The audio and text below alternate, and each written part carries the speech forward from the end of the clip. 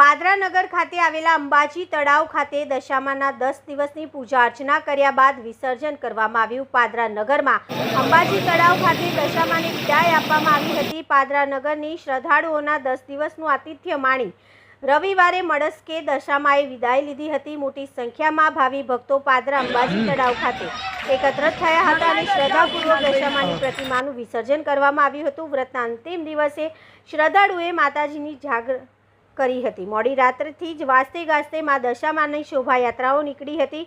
પાદરા શહેરના અંબાજી તળાવ ખાતે દશામાના પ્રતિમાઓના વિસર્જન માટે વહીવટીતંત્ર વ્યવસ્થા ઊભી કરી હતી, જ્યારે પાદરા તાલુકામાં આવેલા ડબકા અને મુજપુર મહીસાગર નદીમાં પણ પ્રતિમાઓનું વિસર્જન કરવામાં આવ્યું હતું।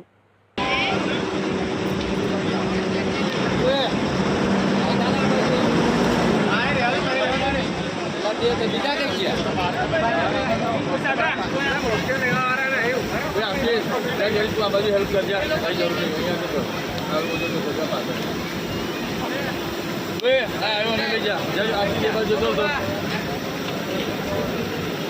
बोला साइड पर ने बोला देखा बेटा मेरा ड्राइवर ने